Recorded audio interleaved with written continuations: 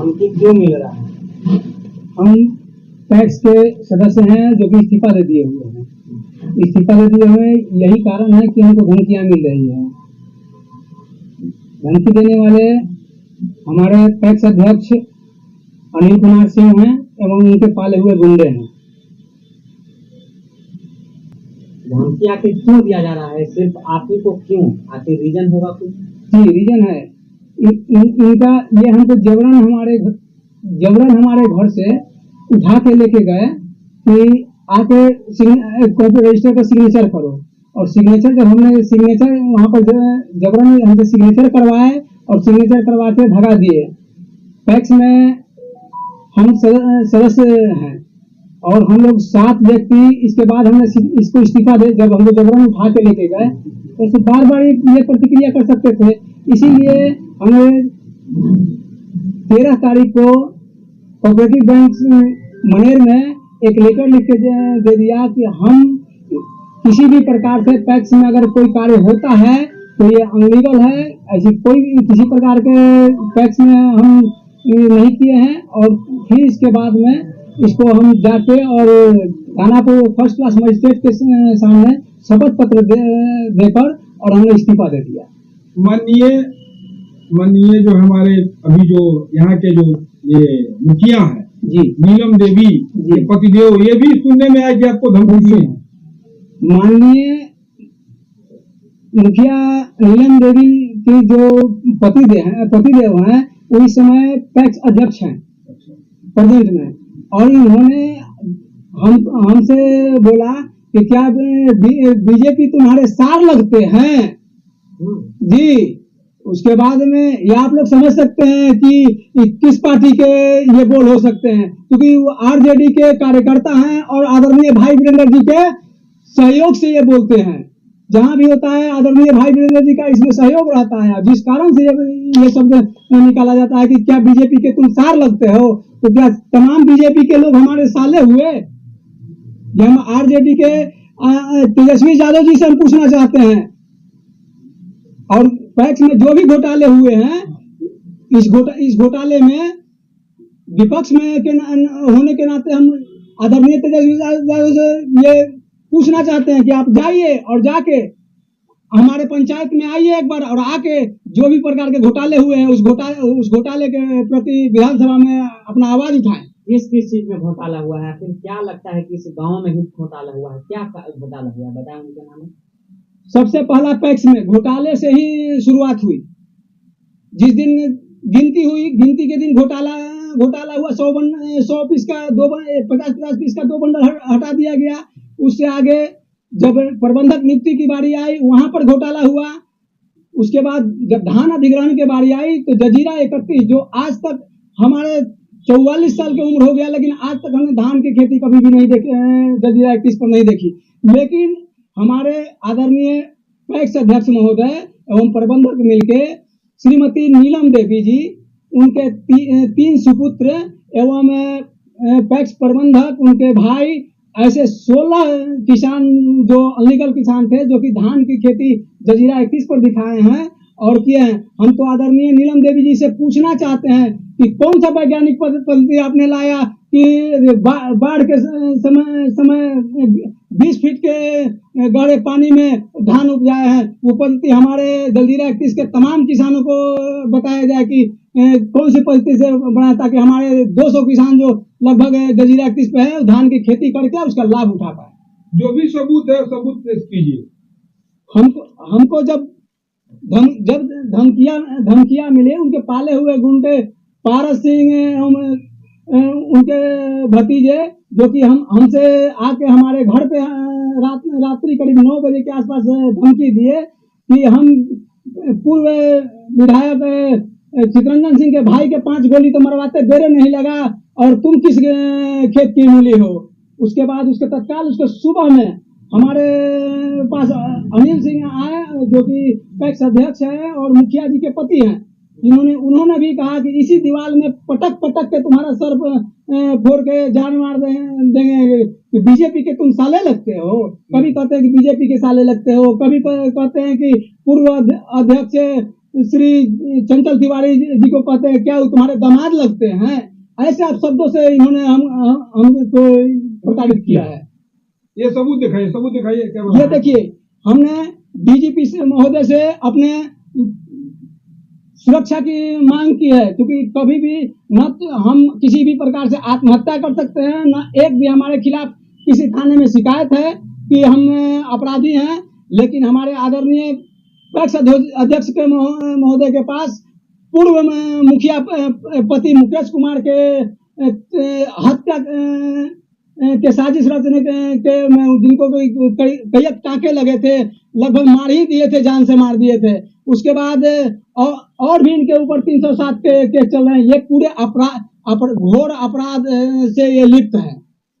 आप जो है कहीं न कहीं आपने बोला कि कई घोटाला हुआ है इस गांव में जी, लेकिन मैं जानना चाहता हूं कि कई घोटालों का नाम क्या है आपको? जैसे कई घोटाले, एक तो हम पैक्स के घोटाले बता दिए, उसके बाद हमारे जो मुखिया नीलम देवी जी हैं, जो पंचायत में नहीं निकलती है, नीलम देवी जी के पति एवं तीनों बेटे जो भी कार्य करते हैं, यही लोग कार्य करते हैं। 1.25 इंच के हम इनसे एस्टीमेट मांगा था कि 1.25 इंच के रोड पे ढलाई होती है।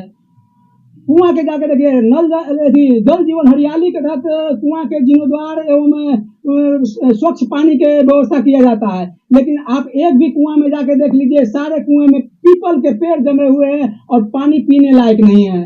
नाली की स्थिति आप जाके अपने हमारे गांव में देख लीजिए, नाली की स्थिति दुर्दशा है। एक भी नाली के कार्य नहीं करते हैं, पुराने नालियों को साफ करके और उसी पे जैसे तैसे घोटाला करके काम करते हैं।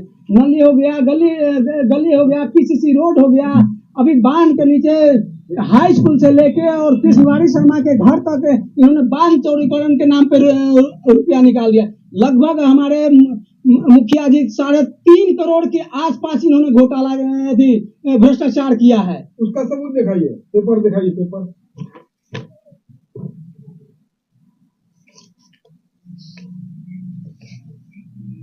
हमारे पास जो भी हमने कंप्लेन किया है, आदरणीय डीएम साहब को कंप्लेन किया है, एसडीएम साहिबा को कंप्लेन किए हैं, जिला पंचायती राज जिला पदाधिकारी के यहाँ कंप्लेन किए हैं, डीसीसी के यहाँ कंप्लेन किए हैं। तत्काल कंप्लेन पर हमारे बीपीआरओ महोदया जो मनेर की है, वो आई ब्लॉक के, और आने के बाद उस जैसे सेल्फी खिंचाया जाता है उसी प्रकार से आई और फोटो खिंचवा के चली गई। जब उनसे हमने सवाल किया कि हम प्रार्थी हैं, मेरा जो कंप्लेन है कि 1.25 इंच के ढलाई हुई है और सैंपल भी हमने दिखाया, तो जहां से 1.25 इंच की ढलाई की सैंपल हमने लिया था, हमने बोला आप यहाँ पर सैंपल लीजिए और सैंपल में जो भी खर्चे होंगे हम उस खर्च का वहन करते हैं, अगर जो गलत पाए जाते हैं तो।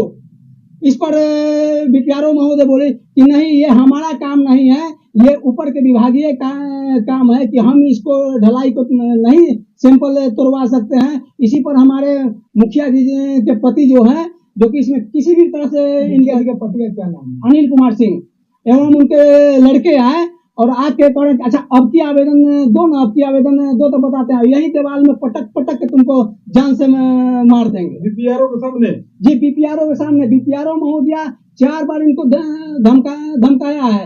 बीपीआरओ महोदया बोली भी कि देखिए प्रार्थी को हमारे सामने आप इस प्रकार से नहीं धमका सकते हैं। बार बार बीपीआरओ महोदया ने ऐसी शब्द बोली। उसका सबूत दिखाइए जो भी है वो महोदया। और जो पैक्स में जो घोटाला हुआ, पैक्स में देखिए, पैक्स में जो भी है, एआर महोदय, डीसीओ, यहाँ तक कि सहकारिता के डीसीओ साहब, ये जो भी पदाधिकारी हैं, सभी पदाधिकारी के मिली भगत से ये कार्य हो रहे हैं। क्योंकि हमारे पंचायत में 63 लाख रुपए के निकासी हुई है, लेकिन सत्य बात यही है कि 2300 रुपए की प्रति क्विंटल और 5 केजी पिछुआ ये कोई भी किसान देने को तैयार नहीं था। इसके बावजूद भी इन्होंने जो भी दिखाया, लेकिन हमारे पास जो 35 लाख के हमारे पास प्रमाणित गमन के आरोप हैं कि जजीरा 31 जो है, जहां पर कि धान की खेती आज तक हमने जीवन में नहीं देखा, और उस जगह पर इन्होंने 20 फीट गहरे से भी नीचे गहरे पानी में इन्होंने धान की खेती आदरणीय मुखिया नीलम देवी जी ने की, उनके तीनों बच्चे ने किए, और 16 किसान ऐसे हैं जो कि वहां पर जिसका कोई दो उसमें रैयत किसान थे और 14 गैर रैयत किसान थे, जिसका न तो रजिस्टर 2 में खाता नंबर संख्या मिलता है, न प्लॉट संख्या मिलता है, लेकिन इन्होंने 156 मैट्रिक टन धान का खरीद किया है। अभी भी हमारे गोदाम में जाके जांच किया जाए 145 मैट्रिक टन धान हमारे गोदाम में नहीं है। तो अगर इन्होंने जजीरा 21 से धान खरीदी तो धान गया कहाँ? क्या मुखिया जी अपने चोरी कर लिए? क्या मुखिया जी बेच दिए? क्या किए जो 145 मैट्रिक धान? सबूत दिखाइए, सबूत दिखाइए।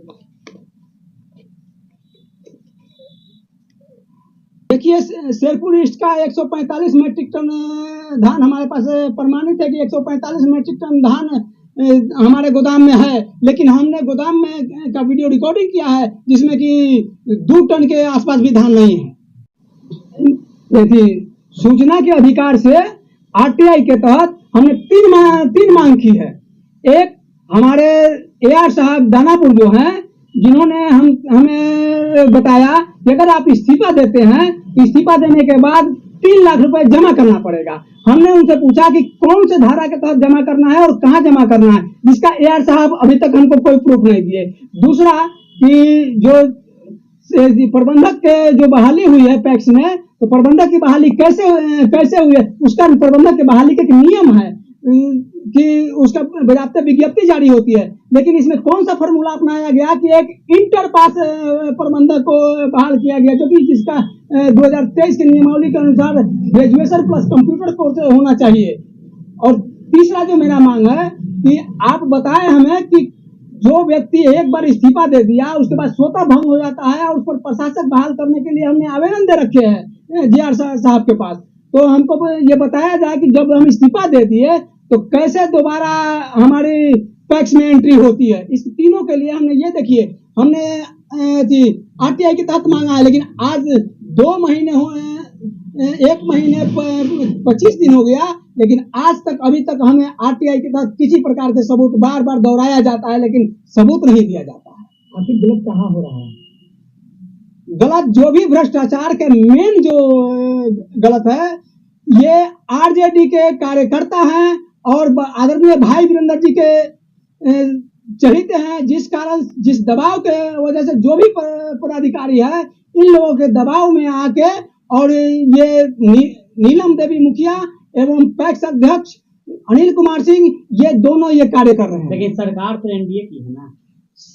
सरकार एनडीए की है, लेकिन आदरणीय भाई वीरेंद्र जी यहाँ के सभापति हैं। सभापति के मतलब हर कोई जानता है कि सभापति कौन होता है। एक विपक्ष को ये सभापति का पद दिया जाता है।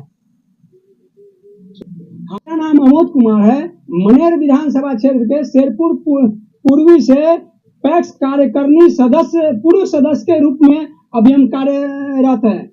हमने इस्तीफा दिया, इसीलिए अभी पूर्व हमारे लगा रहे हैं, जबकि अभी तक हमें कागजी रूप से न तो हमको सदस्य माना जा रहा है और न पूर्व माना जा रहा है।